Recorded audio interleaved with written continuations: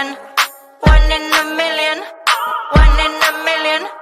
One in a million. One in a million. One in a million. One in a million. One in a million. One in a million. One in a million. One in a million. One in a million. One in a million. You know they're coming up to me, 'cause I'm just the kind of girl with this thing it can the beat, but the rhythm getting higher. Go, go, go, go, go, go, go, go, go, go, go, go. One in a million. One in a million. One in a million. One in a million. One in a million. One in a million. One in a million. One in a million.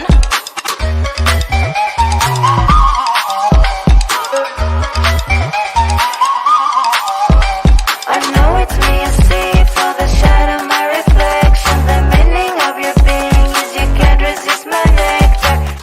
You've tuned into What's in Your Closet, presented by Sizewise Closet Coach.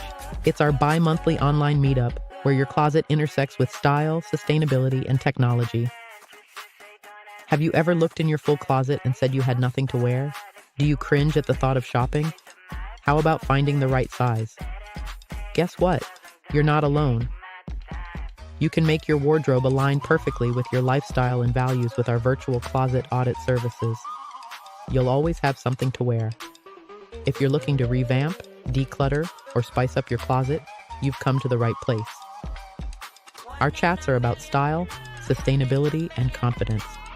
Get comfy, grab your favorite beverage, and let's figure out how to create a wardrobe that works for you. Let the transformation begin. Hey, good day, everyone. Thank you for joining us on another episode of What's in Your Closet. I'm Damien. I'm the founder of Sizewise Closet Coach, and we're a virtual closet audit service. And what we do is help individuals struggling with their closets. We help them sort, organize, and streamline their wardrobes to fit their unique bodies and lifestyle. Today, we have a special guest on the show, Lakyn. She is stylist, and she specializes in helping clients create versatile styles and eco-friendly and ethical wardrobe. And we're dying to speak to her today with our own closet coach, Haneen, who's also an expert in her field and an ambassador at Revolve. So without further ado, I'd like to hand it off to the team. Enjoy the conversation. Hi, Lakyn. It feels so good to have you with us today. Absolutely. Thanks for having me, Haneen. Thank you. So first, we had a small introduction from Damien explaining a little bit about your side when it comes to being a fashion stylist. But I'd like you to tell us more about your work and how did you first start into that. So let us know, please, how your style in being a fashion stylist is expressed.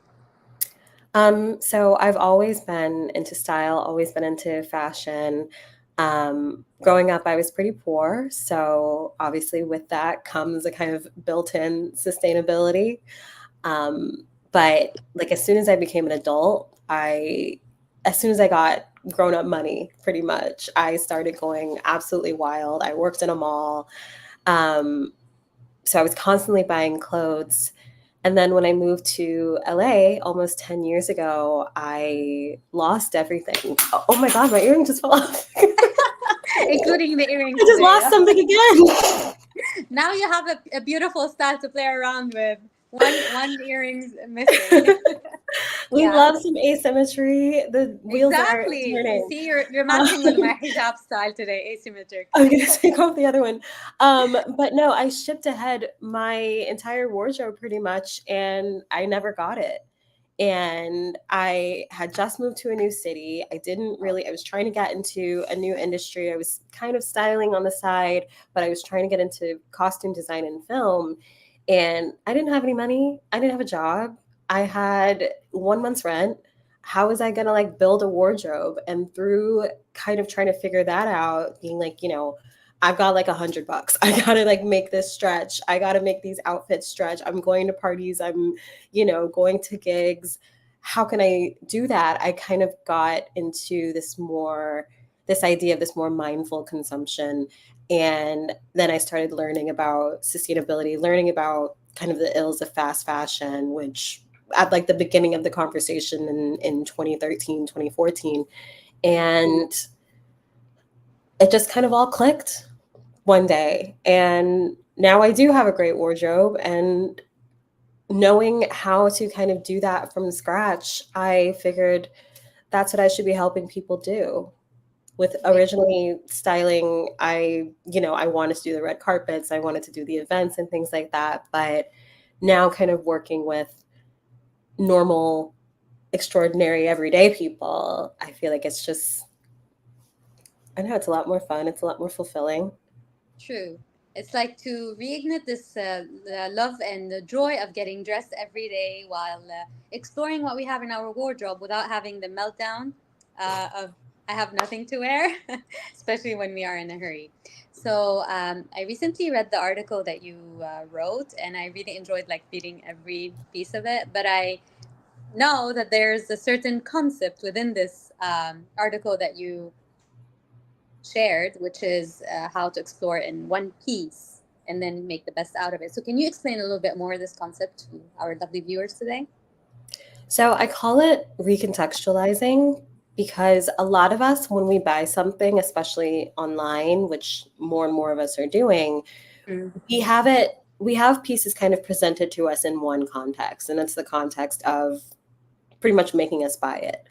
Yeah. And it's not very conducive to creativity. It's very much, this shirt looks good in this way on this Right. Yeah. person, and this is the lifestyle that they live.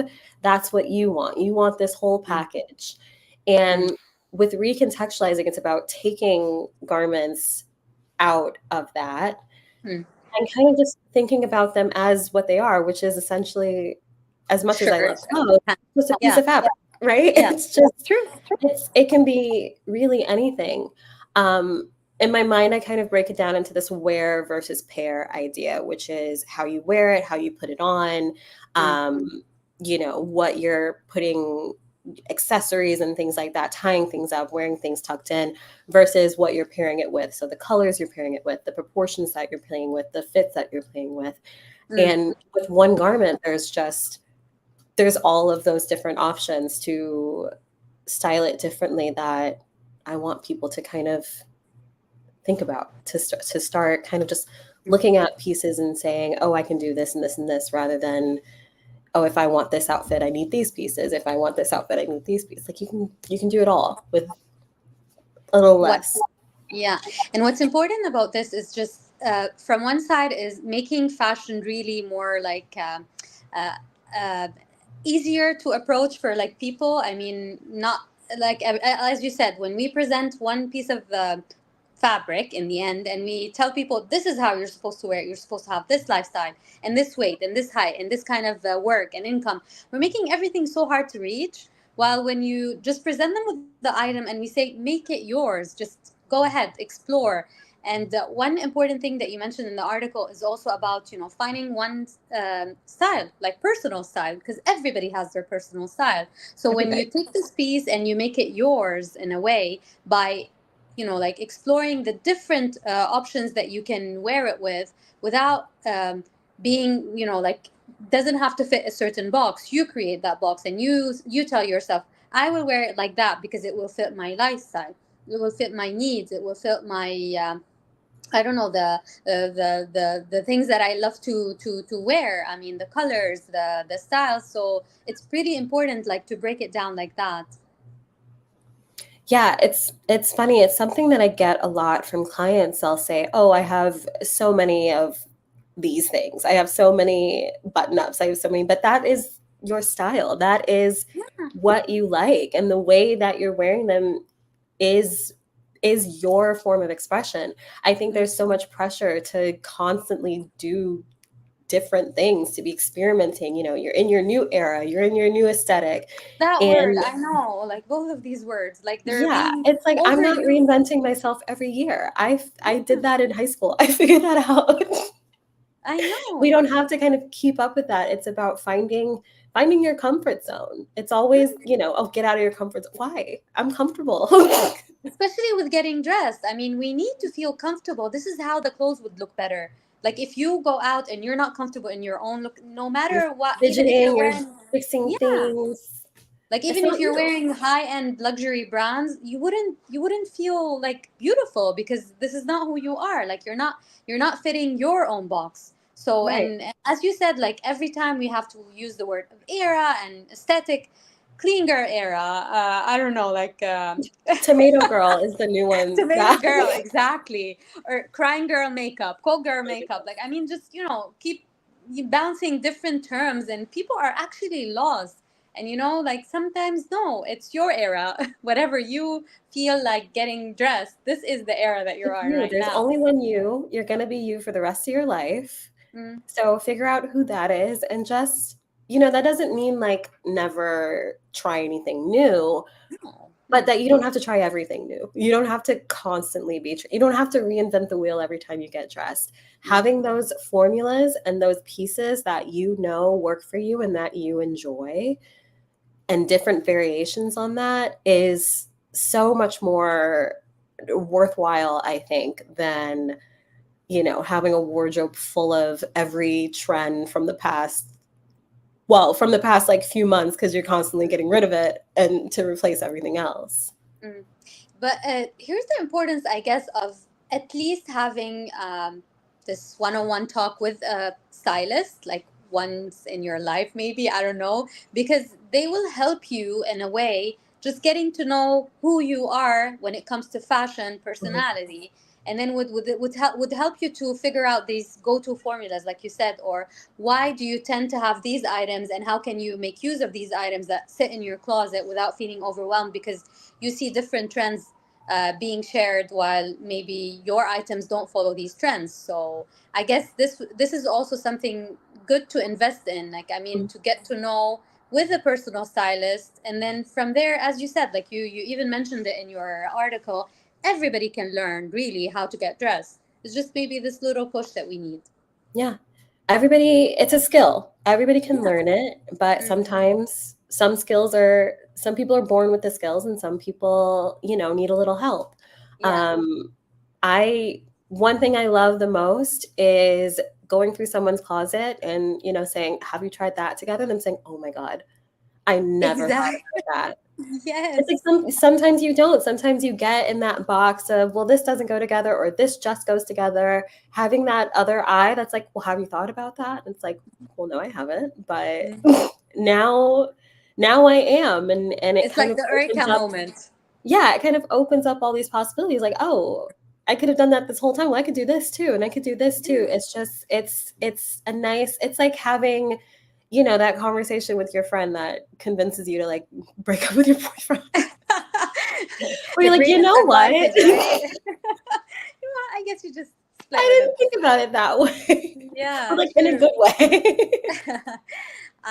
So when it comes to the like personal style and fashion personality, like, is there any tip that you would give people that would help them maybe get closer to discovering it? Especially as you said, like some people maybe they would directly figure it out and they would, like dressing up is just an easy game for them. But for those who are a little bit struggling, is there like any advice that you might give them to help them discover who they are really when it comes to their fashion personality and their personal style?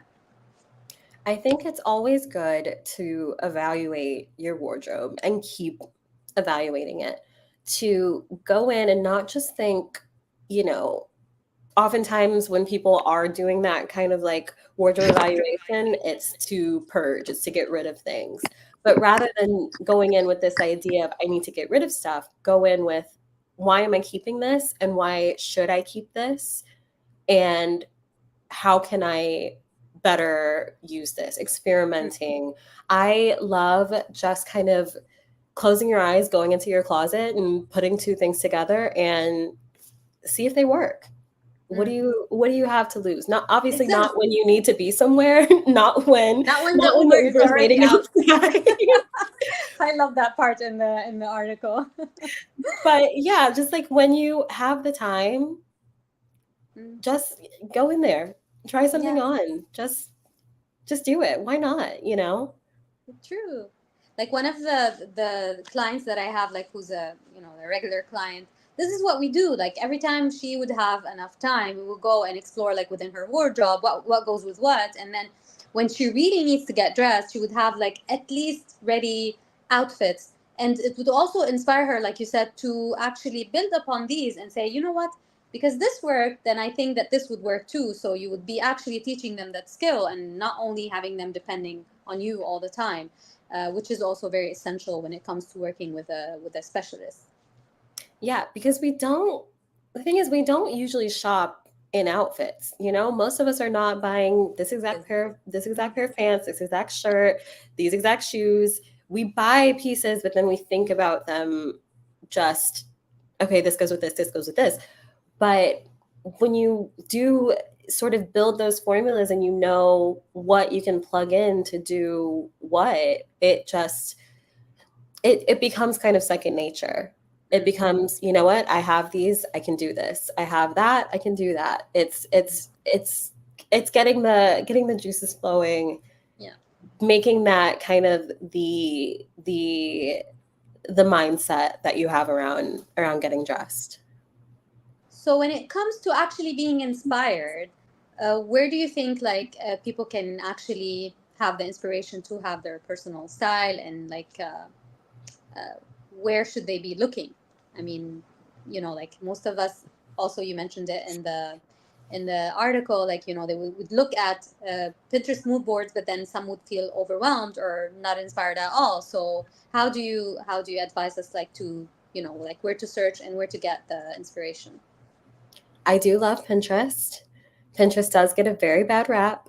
Yes. It's because when people kind of look at an outfit, they say, okay, I like those pieces.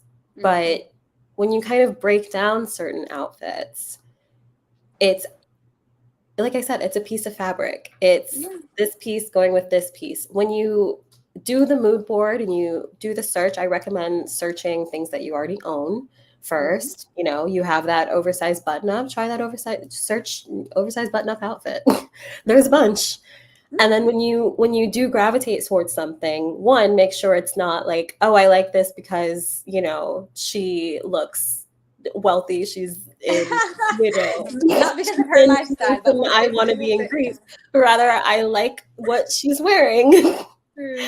And True. then break it down. What makes this shirt similar to yours? How can you wear yours that same way rather than, clicking on it and looking at the details and saying, well, I need to get that shirt.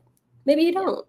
Maybe you can make something happen with what you already have Already once have. you kind of break down the pieces, really get I recommend staring at things a lot. It's I call it like the art museum approach. Like, don't just go over there and look at the little plaque. Look Yes. at the art. Actual art. What's Yep. in it? What's going on? Why do you like this? Yes. And then, Um, do it. Try it. so, like talking about pieces, I can't help but, like make the approach with the capsule wardrobe. I mean, what's your take on that? I do love capsule wardrobes. I do build them for clients, but I think of them as more of a foundation. Mm. What I don't like about capsule wardrobes is this idea that it's all kind of this checklist of pieces that wardrobe essentials that everybody. I don't think there's anything that everybody needs, honestly. Mm. I Mm. don't even wear pants, so what is a list full of, what is jeans going to do for me, right? Yeah, or I think lifestyle. figuring out what your basics are, what your staples are, what your color palette is, what fits you like, what fabrics you like, and then building something that not only goes with each other, but then can also be built upon with those more statement and experimental pieces Mm. is what a capsule wardrobe should be Mm. about. Yeah. But I like them. I don't have one myself, but I did at some point. Well, It's fun fact. I think it's about taking the concept from the capsule wardrobe is about having the essentials again that would fit your lifestyle and your Right. needs, and Mm-hmm. having them, because these are the basics on which you will build your go-to formulas, like for the outfits. Right. That's And what you're then plugging in. yeah, exactly. And then this is how like you can experiment with it. So some might not actually know what does a capsule wardrobe mean, and then we have a question also from the audience asking us, can you explain a little bit briefly what is a capsule wardrobe?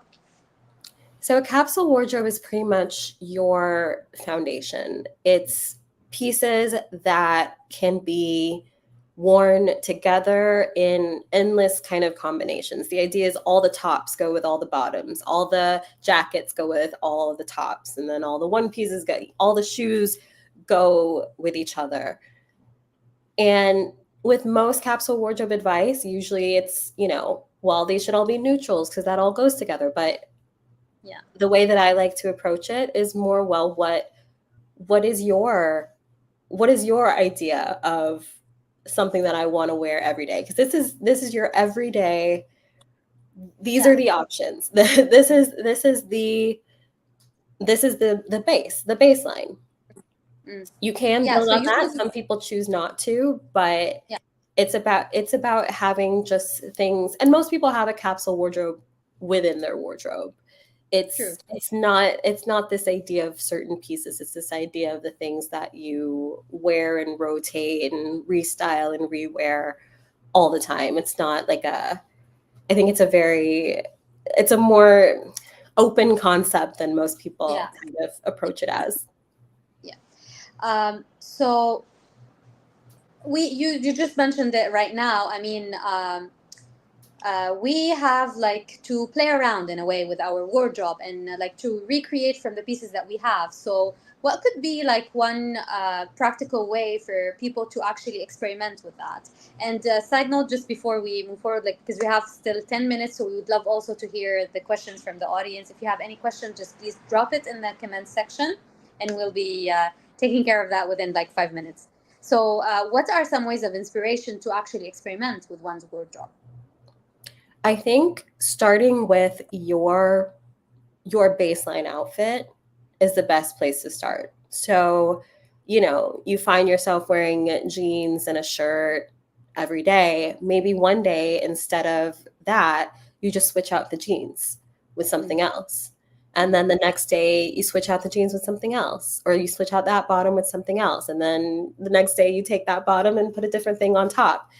Just sort of taking those baby steps of, like I said, you don't have to reinvent the wheel. Ideally, you already have things in your closet, but why can't you wear a t-shirt with those dressier pants, with those printed pants? Why can't you wear leggings with a different shirt rather than your usual like crop top or whatever, Mm. just kind of essentially just plugging things in, switching out. If it doesn't work, put the jeans back on and try again tomorrow.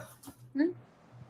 And what I think is that, like sometimes you only think about social media as something very negative, and it's like imposing limits on people. But why don't we actually look at it from the good side? And for example, if you follow certain creators, influencers, even like stars, whatever, like people you think you have common values with, or like you share not specifically the same lifestyle, but at least you feel that there's something relatable in their life with you, then you can probably get inspiration from what they're wearing. And it's not about the brands or the colors, it's about how they are composing their outfits, which would give you inspiration with your own.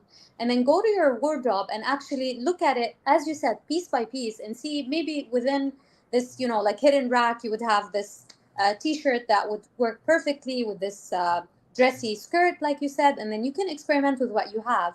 And then when you think that you really don't have it in your wardrobe and you would love to, like have this certain style created, then you would go shop again by piece, because you know that you need this piece to complete this kind of outfit, which is, it goes in rhyme with the concept that you talked about. Yeah, I think when it comes to adding a new piece, it's important to kind of know why you're getting it, Yeah. what purpose it's serving. And that's something that I also, to go back to capsule wardrobes, when you see these kind of checklists of things, like, well, what purpose is that piece serving, and what can you get that serves that purpose?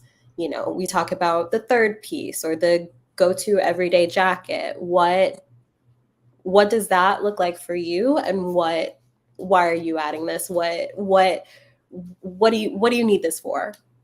For what? Don't ask what you're buying, ask why you're buying it. So we have a very nice question. What initial steps do you take to understand a client's unique lifestyle and fashion preferences during a virtual consultation? Well, first, I just ask. I like to ask people who they're inspired by, but then I like to ask them what about them inspires them. As an example, I get probably about 40% of the time, I get Rihanna. But Rihanna is such a chameleon, right? She's so eclectic. And I think for every person that cites her as an inspiration, there can be a different reason for that, or like different outfits that come to mind. So I like to get to kind of, what is it about this person? What is it about their outfits? What outfits do you like? What are they communicating to you? What does their style say to you that makes you cite them as an inspiration? Not just like, you know, oh, I like Taylor Swift because she wears little skirts. Okay, well, would you exactly? Yeah, that's like completely different than saying, you know, I like Trace Ellis Ross because she wears, you know, a lot of monochromatic outfits and just these little details.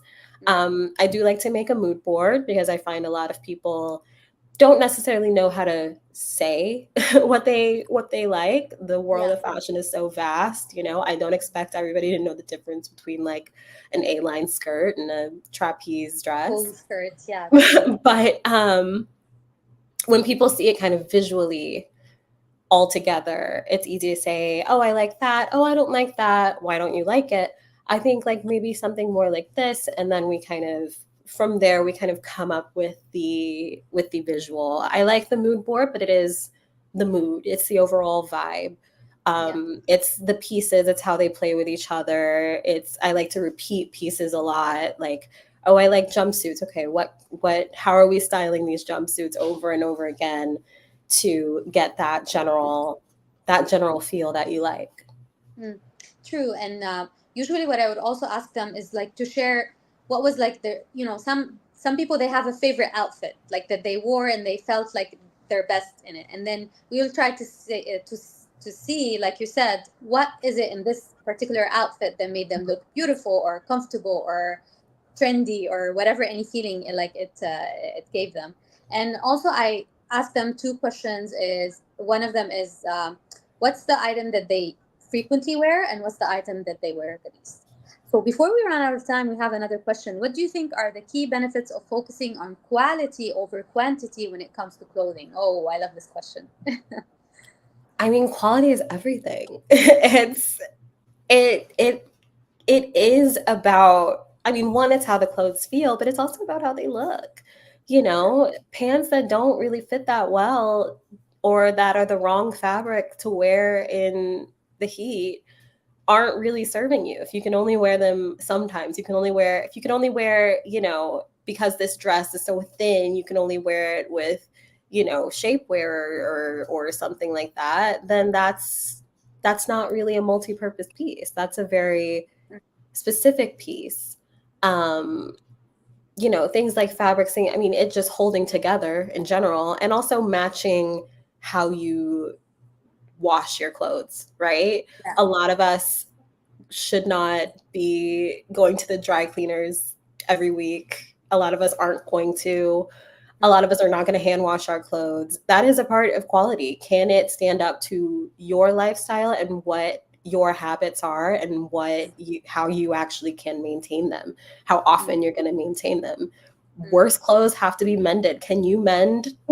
Or do you have a friend who can do it? If not, you might want to you might want to make sure those buttons are tight. You might want to make sure, you know, that fabric is nice and heavy enough and you know, holds up to you. And what I also love about like investing in good quality is that you would actually have this piece for years. While if you have quantity and you like overspent on things that are actually cheap in their fabric specifically because they would reflect that in the way they look. Because sometimes it's not about how much you're paying for the item. It's about, like choosing the right item that actually reflects a great quality that would stand, like you said, the frequent wash maybe, or like the years or the humidity, or I don't know what other conditions you might have in your wardrobe. Then you would actually start investing, and with time you would have a wardrobe that would be sustainable for you because you're keeping items that you could wear and rewear instead of having quantity that maybe next year it wouldn't be wearable anymore. And it makes it easier to build too, having things over a long period of time. When you have to constantly replace stuff, then it's like if you never got the right jeans, then how are you going to focus on getting the tops and the shoes and a wardrobe is I consider it a lifetime work in progress, and you don't want to constantly have to redo it over and over again. I think as much as this conversation is enjoyable, maybe we would need part 2 for next time. Maybe. So meanwhile, I would like to really thank you again for taking the time to be with us today. Absolutely. Actually, ask people to follow you on your Instagram, follow me at Fit, and follow at Sizewise Closet Coach. And stay tuned for our upcoming lives and topics. And really, we would love to have you with us again. So thank you all for tuning in. We'd love to actually also have your questions. Keep them coming, and we will address them in the upcoming lives too. Thank you. Thanks for being a part of our community. We hope you're leaving with inspiration, actionable tips, and a renewed sense of purpose. Keep in mind, we do this twice a month, and we'd love to see you again. If you enjoyed today's chat, please share and follow us to stay updated on all our future sessions. Until next time, keep styling, keep smiling, and remember, your closet is a canvas and you are the artist.